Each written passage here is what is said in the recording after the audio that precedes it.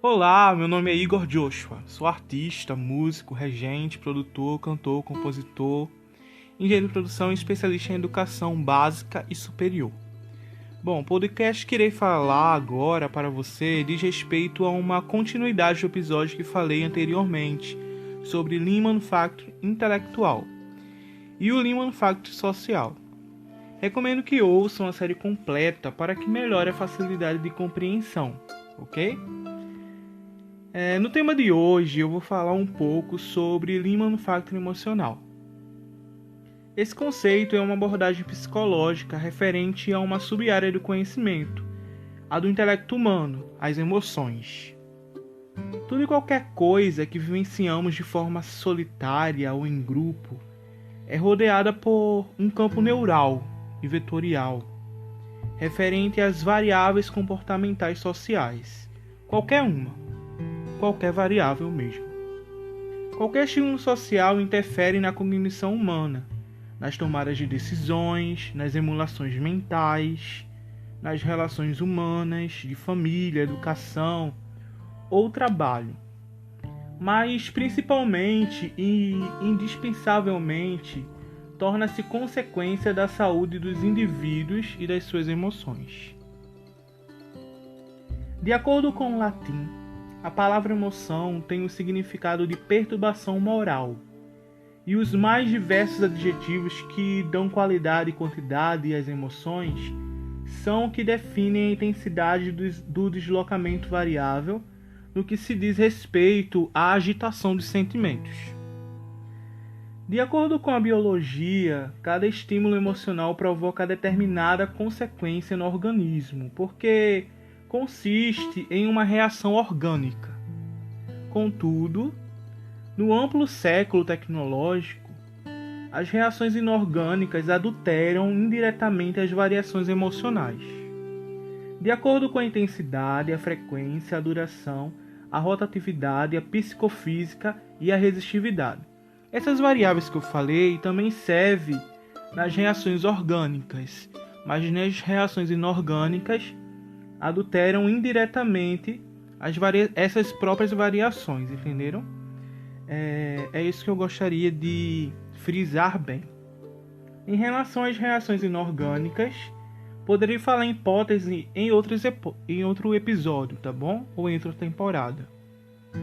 O motivo principal da escolha deste tema é sobre a conduta antiética ou antiprofissional de diversas pessoas na sociedade e as consequências no trabalho, na atividade de alguém, em alguma tarefa ou ocupação. O conceito enxuto de produção emocional, assim como o trabalho propriamente dito, não é feito de forma unitária. Pense bem, muitos desde criança utilizam essa lógica emocional em relação à filosofia econômica de vida, por exemplo. Quem faz mais, ganha mais. Quem faz menos, ganha menos. Isso é unânime em muitas lógicas. Da criança ao idoso, por exemplo. A filosofia enxuta de produção não deve ser, por sua vez, intransparente. O contrário disso afeta a produção direta em dois sentidos: o da atividade laboral e o das atividades psíquicas relacionadas ao pessoal. O íntimo, o privado. Na vida laboral, no mercado de trabalho e na mídia, por exemplo, esta atividade é atrelada, nem sempre funciona de maneira que se determina. Desculpa, eu vou repetir. A atividade atrelada nem sempre funciona de maneira que se determina devido às variações sociais e consequentes variações humorísticas de comportamento. A vida privada de cada indivíduo é dilacerada por diversas situações que não correspondem às expectativas de vida de um projeto ou de um vínculo social. Eu digo isso assim como analogia, tá? Isso serve para diversos outros exemplos. Pensa bem comigo. Tudo que você quer viver interdepende de outras pessoas, mas não depende delas, o que acontece de bom ou ruim com você. Mas sim, claro, elas influenciam, principalmente atitudes que inferem nas emoções, até porque nem todas as pessoas se sentem responsáveis por você, principalmente quando você já é de maior. Um bebê é um exemplo. Eu, quando fui recém-nascido, levei um baita beliscão da minha prima adolescente, lá no Distrito Federal. Qualquer bebê choraria. Eu berrei. Um adulto não. Assim também é na vida emocional. A psicossomática nos comprova cientificamente que as forças de estímulo de perturbações boas e ruins inferem na psique humana, de forma positiva ou de forma negativa, mas ambas de forma gradativa. É como o crescimento físico. O bebê cresce, tem a idade para crescer, tem a maturação para ser criança, na primeira infância, segunda infância, terceira, até a última infância. Aí tem a pré-adolescência, adolescência, a juventude, a vida adulta, até chegar na fase idosa, né? E na vida psicológica é assim também, na vida das emoções também, até porque pode-se calcular através da engenharia as variações emocionais, principalmente com diversos aplicativos que se tem ou softwares que se pode conseguir mensurar a quantidade de emoções, não é verdade? E essa quantidade pode ser definida de diversos modos para que se possa estipular soluções viáveis para aquele tipo de situação ou tratamento. Um parasita é outro exemplo. Animais que morrem com parasitas têm uma relação saudável por determinado momento. Em outro tempo, desfalecem por conta de intensidade do estímulo ecológico. As relações humanas se assemelham e integram muitas analogias que transcendem o fascínio humano. As pessoas sentem muita necessidade psicológica por serem seres racionais. Mas nem sempre eles querem utilizar a racionalização, não é verdade? Existem pessoas que simplesmente morrem ou adoecem por causa de palavras, atitudes ou ações, que podem até não ser diretas aos diversos gêneros homicidas que existem. Porém, são ações que desencadeiam problemas patológicos no que tange o psicológico. Não estou falando no homicídio propriamente dito. No caso de morte assim, psicológica, fica afetado. Mas quando não há morte mesmo, física, mas há ações psicológicas que morrem na letra, como se diz, né? Ou na força de expressão, que eu quero dizer. Que são relativos à moral e suas perturbações em efeito dominó. Irei começar pela amizade. Vamos lá. A amizade nunca é fácil de se ter, principalmente um amigo fiel e verdadeiro em tempo prolongado. Você trata seus amigos como um bebê ou um parasita? A sua resposta fala muito sobre o seu potencial de egoísmo e de ser profissional. Oh, sim, o egoísmo é fundamental para você ser um ótimo profissional e infeliz o resto da sua vida ou dívida. Existem amizades ou coleguismos bons que te ajudam mesmo. São aqueles que aumentam a tua autoestima, aperfeiçoam a tua capacidade de trabalho e dão bons conselhos, sabem bons truques para superar diversos males e sabem que de forma adequada e temporal pode-se tirar o proveito bom de você também, honestamente falando, tá? Por outro lado, existem amizades e colegas que são tóxicos. Tem o falso, tem o inimigo, tem o fingido, tem o chantageador, o bajulador, o exagerado, tem o mal educado, o estraga-prazeres, o invejoso, o omisso, o traidor, o enganador, o invejoso ao quadrado, porque tem gente que inveja mesmo, viu? O procrastinador, o escandaloso, o manipulador e o mentiroso. O quadro de amizades e colegas bons pode ser ruim também. Assim como o de tóxicos pode ser bom. Deixa eu te explicar melhor. Isso é hilário, mas depende de cada pessoa, cada situação e cada projeção de tempo. Existem empresas, por exemplo, que contratam até mesmo um ex-presidiário por um tempo, para se aproveitar da pior qualidade ou até mesmo da melhor delas. O jogo entre grupos e equipes sociais de amigos e colegas esquenta logo após as relações humanas afetivas serem estimuladas. E é o que eu vou falar agora sobre relacionamento afetivo, que é uma parte muito importante da vida humana, ok? Eu tenho diversos exemplos, quem me conhece sabe, mas na pior das hipóteses, o pior exemplo é aquele que você viveu. Aquele que só você sabe, só você conhece, porque você nunca vai se importar com outra pessoa se você não quiser ter um compromisso com ela, se você não quiser ter uma afinidade com ela. Então, assim, o exemplo que eu vou falar é um exemplo que pode te ajudar, mas só o teu exemplo que tu vivesse, que você já viveu, você pode até modificar a sua vida profissional ou a sua vida espiritual e emocional também. O amor entre pessoas, no que se refere à vida afetiva, procedente, ou em alguns casos antecedente ao sexo, é o assunto que vou abordar neste bloco. O primeiro e um dos mais importantes é a paquera, tá?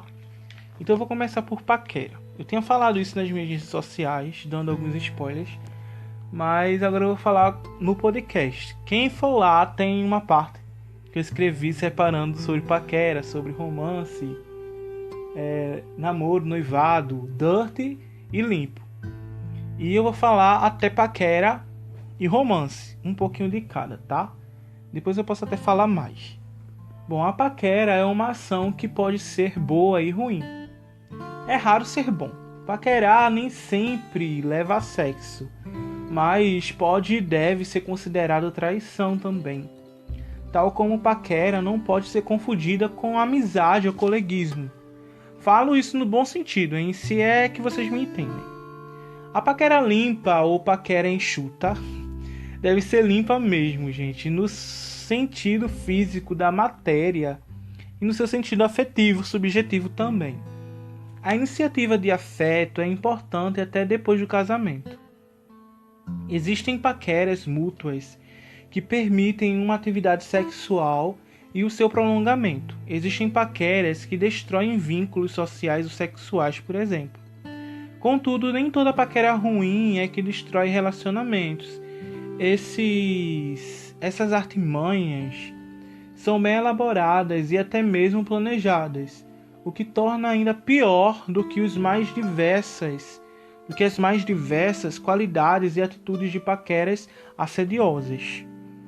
Porque existem paqueras que têm o intuito de assediar mesmo, né? De manipular para assediar, seja no trabalho, seja até em outro vínculo social, qualquer um.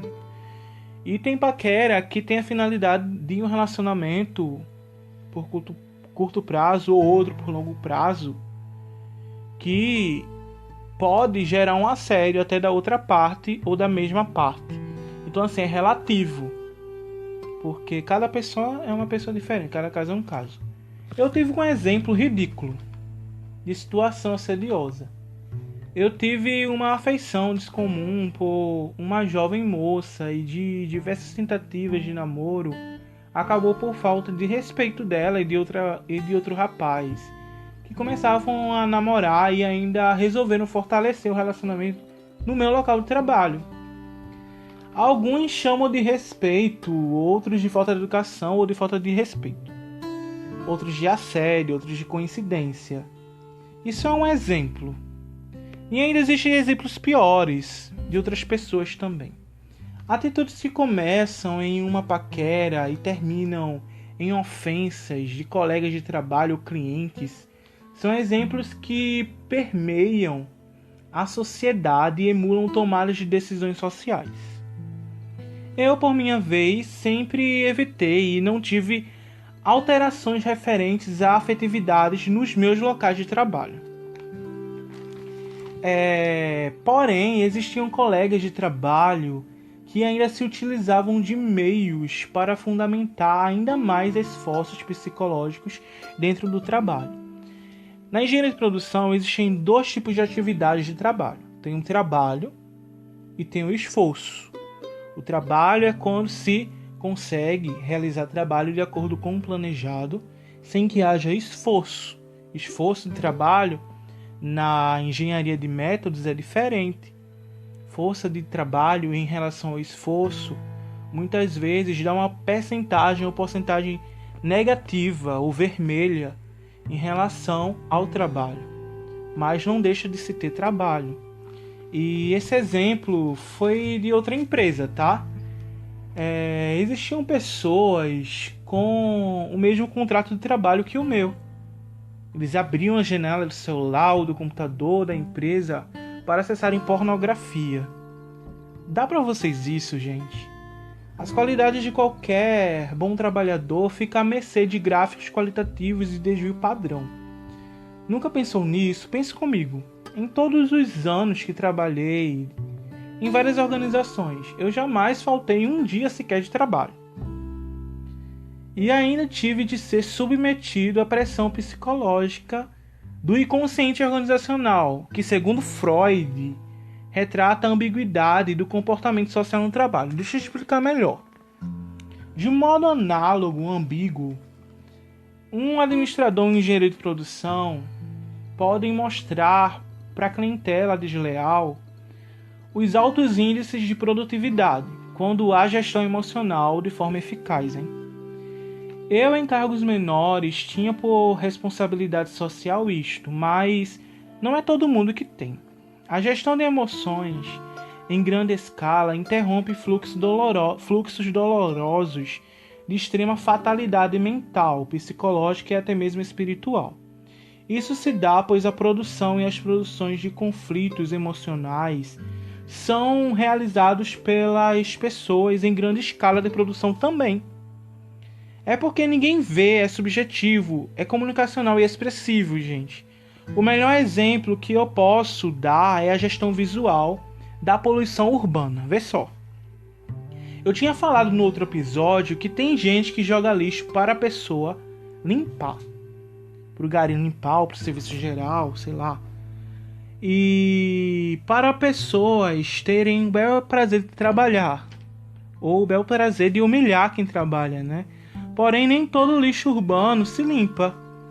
E tem rua e avenida pública que durante a quarentena estava suja. Até mesmo antes da quarentena. E até hoje não limparam. E sujaram mais. Se o caminho que você escolhe para paquerar ou romantizar estava limpo e fazem questão de sujar, se não for a paquera mútua ou a paquera mútua em diversas estradas, eu digo assim, em relação a esquemas, que às vezes a pessoa está paquerando com uma e está paquerando com vários, né? Ou com várias. E faz vários esquemas para ficar com um ou para ficar com nenhum, ou para ficar com um e acaba desprezando outros ou acaba enganando. Então, assim, isso é importante, porque engana outro companheiro, ou o companheiro perpassa e deixa todos sujos para depois limpar, emocionalmente falando, é claro. Com todos esses exemplos, eu reforço em tese sobre a gestão visual, que é uma característica do Lean Manufacturing emocional. É através dessa característica que se pode afirmar que existe o desperdício emocional. E isso é óbvio. Tem gente, como eu tinha falado da outra vez, que diz que é descartado o desperdício intelectual. Mas esse desperdício é importante, gente. Eu já trabalhei em várias empresas e até mesmo em empresas que eu não trabalhei. Eu já percebi bastante isso. Tem gente que para conversar sobre isso porque torna-se prioridade e sequenciado no meio do trabalho. Porque hoje em dia existe a autogestão também, né? Então tem gente que trabalha dessa forma. mas sendo que é trabalho do outro colega, porque a demanda cresce e fica insuportável em relação a isso. Então, assim, os outros 7 despedidos estão em relação a isso. E muita gente, até colega de trabalho de outro alguém em alguma outra empresa, pode passar por essa situação e pode ser mais difícil, pode ser até numa linha de trabalho muito pior, né, do que eu já trabalhei, por exemplo, ou de uma cadeia de valor muito maior em relação à indústria em geral. Então, assim, são coisas que ainda acontecem no mercado de trabalho que, se tivesse uma educação melhor em relação a isso, eu acredito que as pessoas pelo menos poderiam se conscientizar e, fazendo certo ou não, deveriam ser responsáveis por isso, porque são coisas que acontecem que são bem peculiares e diferentes, e tem gente que não sabe explicar por quê, porque não educa dessa forma também. E é isso. Depois da paquera, um romance dirty ou sujo ainda torna a intensidade dos relacionamentos mais fortes nos dois sentidos, bons ou tóxicos, similares ao grau de conduta de amizade e coleguismo que eu falei no início do vídeo. Eu faltei dizer agora porque eu já tinha falado sobre amizade, até porque tem gente que namora amigo, paquera amigo, né? Então, é isso também, até amigo de trabalho ou colega de trabalho, ou amigo de alguma ocupação ou colega de ocupação. Para e pense nos seus relacionamentos afetivos, como relacionamentos de amizade e coleguismo. Pensa assim: em qual qualidade e quantidade você pode mensurar? Tire um tempo e faça a gestão de todas as perturbações morais e psicológicas que fizeram com você. Se você tiver tempo para isso, escreva. Entenda que você precisa refletir sobre isso. Saiba demonstrar a alguém de confiança, claro, o que você sente de forma planejada no sentido de continuidade das duas formas, tanto para dispensar alguém ou para arriscar continuar ou firmar o compromisso com outra pessoa. Saiba gerir os riscos emocionais nos dois sentidos, ou nos dois casos, ou nas duas hipóteses, no caso, né? Isso é um exercício de fé até, gente, de saúde psicológica. Não é questão de esquema. Tem gente que utiliza esquema. Tem muita música que fala sobre isso, né? Eu vou fazer... É tudo no sigilo, tudo no esquema. Tem gente que é assim. E tem gente evangélico que é assim, que se diz respeitoso ou respeitosa. E isso é uma baita hipocrisia. E muita gente que faz isso e acaba justificando o colega que nem evangélico é, e ainda vem acusar o irmão ou a irmãzinha que quer ser dirty. E é isso, gente. São coisas assim que a gente precisa entender para dar mais valor à lógica. Eu falo em relação ao evangelho também porque a legalidade na lei brasileira é forte em relação ao próprio evangelho, entendeu? Então tem a raiz evangélica, né, assim dizendo. Voltando aqui para o que eu estava falando, é o mesmo que entender em qual lixo você tem a intenção de conhecer, ou em qual ambiente afetivo alinhado à sua vida profissional e espiritual tem sido a sua prioridade de sequenciamento. No relacionamento cristão, o ético é o relacionamento sexual com o cônjuge, e isso é clichê. Com o cônjuge ou parceiro, né? No relacionamento cristão, mas assim, o mais certo mesmo é no casamento, né? Com o cônjuge do casamento, não com o parceiro sexual ou com a parceira. Isso é clichê, mas é um exemplo ótimo, porque é o padrão social, tá? E trabalhista legal também. Se você foge de todos os princípios legais, na paquera, no romance, no namoro, no noivado, no casamento, deixa eu esperar um pouco, na separação ou até mesmo na viuvez, você estará sendo concorrente do seu próprio profissionalismo, pois isso é paralelo ao seu trabalho e ocupação. Por fora, quem faz isso com um colega de trabalho também, né? Ou com um colega de estudo, porque tem gente que estuda junto, passa muito tempo junto e faz isso com os colegas. Até quem não tem relacionamento sexual ainda tem estímulo sexual natural e natural, gente. Esse estímulo provém do meio social também. Como você tem sido responsável pelos estímulos sexuais que você dá e que você recebe, hein? Como é que você tem gestoriado seus estímulos sexuais dentro e fora do trabalho? Sua filosofia afetiva corresponde ao seu ambiente de trabalho, de ocupação, ou seu ambiente social? Ou você tem sido hipócrita na sua vida espiritual ou na sua vida social? Eu norteei 3 princípios básicos para o Lean Manufacturing Emocional. Eu vou citar os 3 e eu vou citar alguns exemplos, tá? O primeiro princípio do Lean Manufacturing Emocional é o autoconhecimento, que consiste na sábia separação de sentimentos dentro e fora do ambiente de trabalho, e também é saber discernir o sentido vivido e entender a si mesmo. Tem gente na adolescência, principalmente, que não entende os próprios sentimentos, porque está em fase de crescimento sexual, a libido está sendo ainda projetada, né? Está sendo produzida também, as amizades, né, influenciam bastante nisso, né? Até a comunicação, a mídia, tudo isso, como você focaliza a sua vida espiritual também influencia, né? É naquela época que você descobre sexualmente o seu gênero, não é verdade? Se você gosta de rapazes, de moças, ou de outro gênero, ok?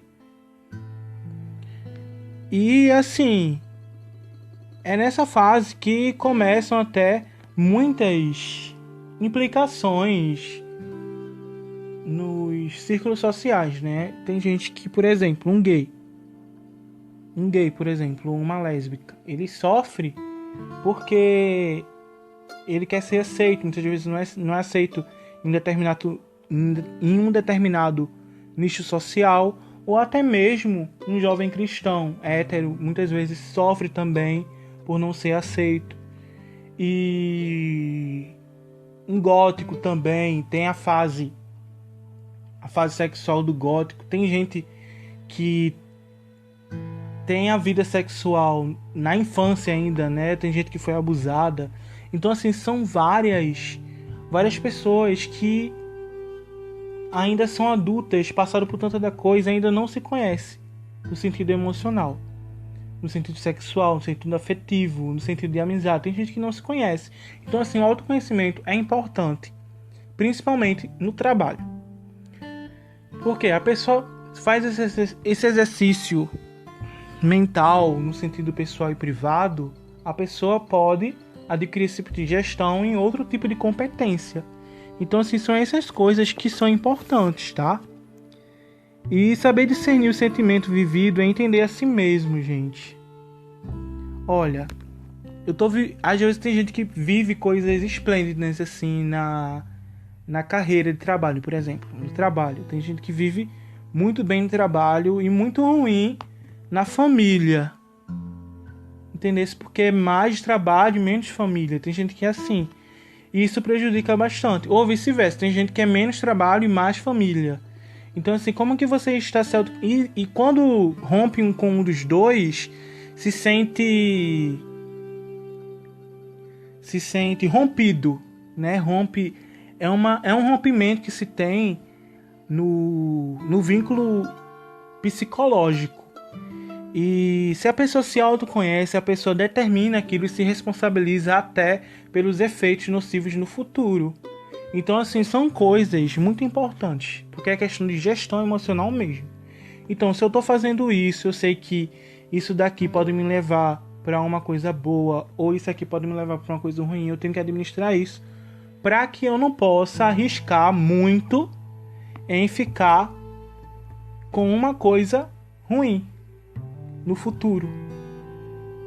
Nos dois sentidos, tanto na vida emocional, levada à vida familiar e à vida sexual, ou à vida amorosa, de amizade, por exemplo, também.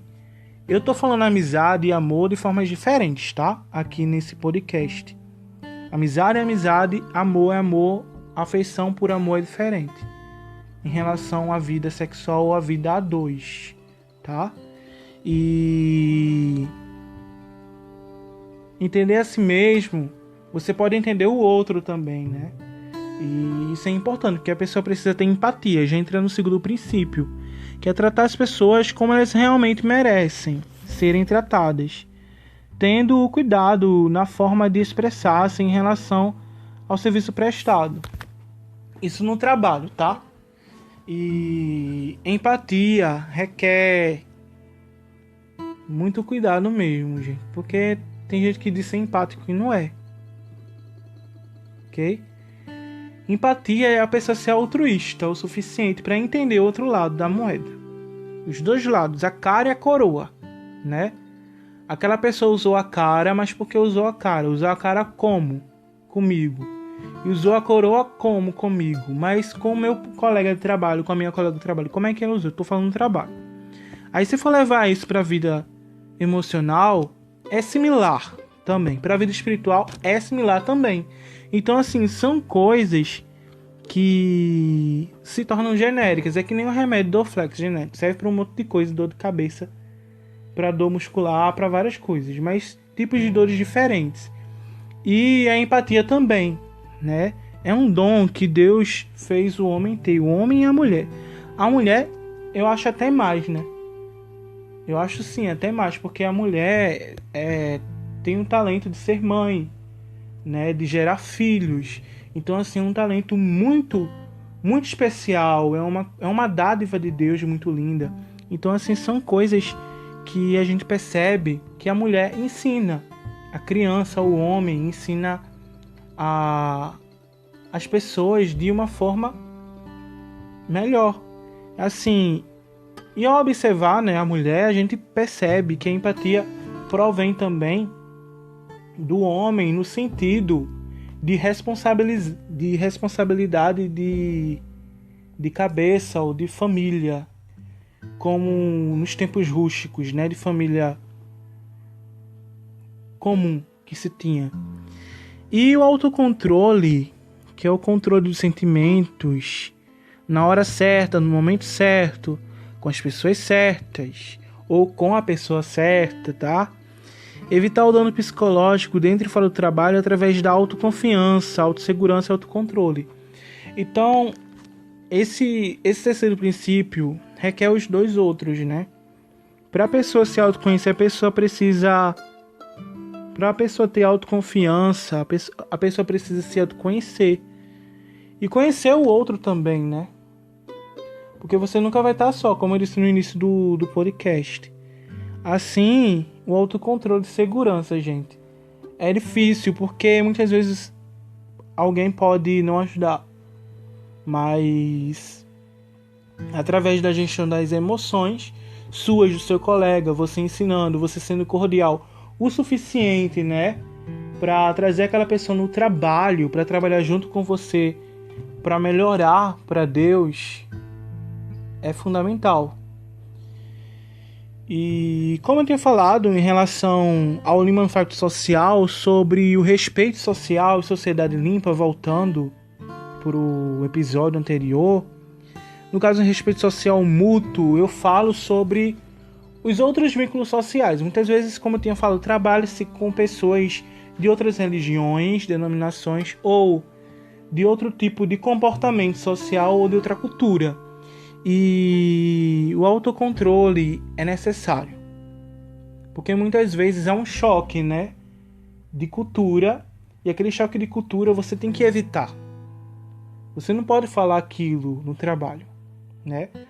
Na vida cristã, por exemplo, no namoro, isso se chama de julgo desigual. Mas o julgo desigual também existe no trabalho. E é difícil administrar isso, é difícil saber como se portar com isso, tá? O julgo desigual pode ser considerado crime também. Então é importante gestoriar isso dentro do trabalho, né? Principalmente o moderador do trabalho. Quem vai moderar e vai administrar ou ponderar a situação do trabalho. Isso depende do trabalho também, né? Porque tem gente que se esquenta com tudo. E é isso. E não só isso, né, gente? Como também eu vou falar algumas coisas assim referentes ao que eu acho em relação ao Lean Manufacturing emocional, tá? O isolamento social que aconteceu no Covid-19 em relação à pandemia afetou e ainda afeta a química das pessoas, o organismo, né? Em níveis hormonais também, principalmente quando a rotina social é interrompida e a falta de cuidado com este lado psicológico, tá? Eu observei bastante notícias durante a pandemia e a quarentena, e foi muito ruim, né, o que muita gente passou. O dolo e desleixo consigo mesmo revelou sinais de doenças psicossociais, tá? Patologias pela intervenção ambiental e vulnerabilidade psicológica. Então teve gente que ficou muito medrosa mesmo. Teve gente que, tipo, qualquer coisa, eu vou chorar, eu vou fazer isso, vai acontecer aquilo, aquela pessoa vai fazer aquilo dali, eu vou chorar, eu não vou gostar, né? Até uma criança que é mais sensível mesmo, dos dois gêneros, né? Se sentem mais vulneráveis. E são essas coisas assim que são importantes de falar, né? O desperdício clínico disso revela altas despesas em terapias psicológicas ainda, gente. E o desgaste de tempo pessoal e laboral, a fadiga psíquica, o estresse psicossomático, a lentidão, a desconfiança no futuro e, em muitos casos, gastos com óbitos também. Então, assim, existiram várias pessoas que morreram, né, em relação à Covid-19. Mas tiveram outros tipos de óbitos. É importante ressaltar a relevância disso, porque só isso modifica e emula a capacidade psicológica de muitas pessoas de se casar. Tem gente que vai parar casamento por causa disso, divorciar por causa disso, entendeu? Queria só um pezinho pra fazer e vai acabar outra aí, né? E acaba fazendo. E tem gente que já estava exercitando esse tipo de coisa na paquera ou no romance. Vê que absurdo. Então, assim, tem gente que é assim mesmo. E você percebe que a mente dos indivíduos são como brônquios nas organizações. Todas elas. Se o cérebro não respirar bem dentro e fora do trabalho, neste ou em outro ambiente, haveria um gargalo muito maior, produtivo e operacional em algumas organizações. Por isso teve organização que diminuiu a produção, mas algumas lojas abriram, né? Algumas firmas reabriram depois do isolamento, aí voltou, né? Mas mesmo assim fica aquela insegurança ainda. Então, assim, o importante desses 3 princípios é isso, né? Isso pra vida também, até quem não tá trabalhando ainda, quem tá desempregado ainda também. O sexo e o contato psíquico no que tange a sexualidade também é afetada, e as necessidades fisiológicas seriam modificadas, causando problemas de saúde, consequentemente a diminuição da racionalidade de trabalho. Em grande escala, a depressão pelo apetite sexual desativa o pulmão das organizações. Gente, a falta de sexo é muito importante, né? Nos dois sentidos. Tanto quando a pessoa tem um foco em fazer sexo com um objetivo específico, ou quando a pessoa tem o intuito de fazer sexo e o outro parceiro desmotiva, ou a outra parceira desmotiva. Nos dois gêneros, no caso, ou no outro gênero, né? Ou em qualquer gênero, enfim. Cada pessoa que ouvir vai entender da maneira que se sente identificada. E o sexo é importante para a produção de vários hormônios importantes para a produção do trabalho. Então, não tem nem porquê, gente, dizer que o Lima no facto intelectual é errado. Então, assim, eu sou recém-formado, sou agora educador, né, especialista em educação, eu tenho que me posicionar em relação a isso. Então, assim, pra mim, é balela, como dizem, né? Eu descartaria totalmente a hipótese do 8º desperdício não ser considerado. Assim como muitos profissionais. Então, assim, eu acredito que essa documentação aqui que eu estou gravando é importante por causa disso, tá? O teletrabalho e o teleproduto, por exemplo, não são tão aproveitados e ficam à mercê da boa vontade humana. Mas isso é sempre, né? Já era de sempre, era clichê, como dizem, né? Como eu disse aqui, clichê. E no período de quarentena, muita gente ficou assim, entendeu? É que nem aquela gripezinha no trabalho. Eu passei anos trabalhando em carteira assinada, não faltei nenhum dia, como eu já tinha dito. E até gripado eu fui trabalhar, né? Porque tem que ir gripado também, né? Vê que chato. E eu trabalhava com fala, tá? Então assim, não trabalhava com o público pessoalmente. Então assim, ainda dava pra fazer gripado, porque a gripe que eu tive não foi tão grande assim. Mas isso foi no trabalho fechado, tá? Que eu tive. Trabalho telemarketing. Não foi em outro trabalho aberto, não. E assim, essas coisas em relação à saúde no Covid-19 poderiam ser impedidas, por exemplo, com sexo.